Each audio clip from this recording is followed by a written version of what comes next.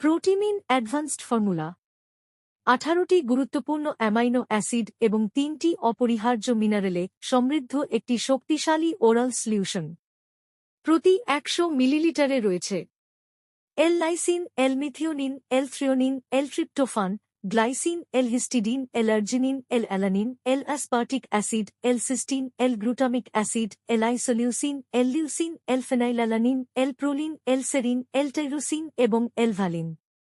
সাথে রয়েছে manganese, iron ও zinc.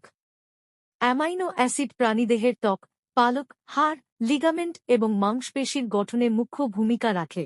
Minerals দেহের এনজাইমেটিক এবং বায়োকেমিক্যাল কার্যক্রমকে সক্রিয় রাখে, যার ফলে বৃদ্ধি পায় খাদ্য রূপান্তর হার, দৈহিক ওজন, রোগ প্রতিরোধ ক্ষমতা এবং ডিম উৎপাদন।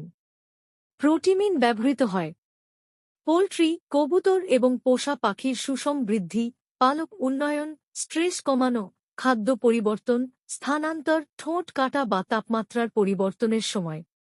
ভ্যাকসিনের কার্যকারিতা বাড়াতে, অ্যান্টিবায়োটিক বা কৃমিনাশক ব্যবহারের পরে এবং ঠোকরা-ঠুকরি প্রতিরোধেও এটি কার্যকর। ডিমের আকার, উর্বরতা ও উৎপাদন বৃদ্ধিতেও প্রোটিমিন সহায়ক।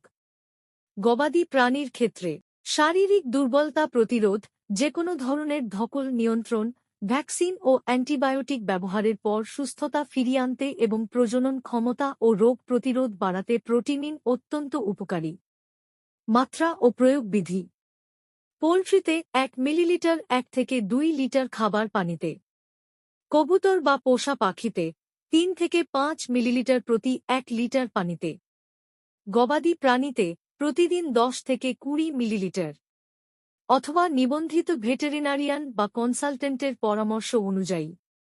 প্রোটিমিন প্রাণীর সুস্বাস্থ্য ও দ্রুত বৃদ্ধির বিশ্বস্ত সমাধান।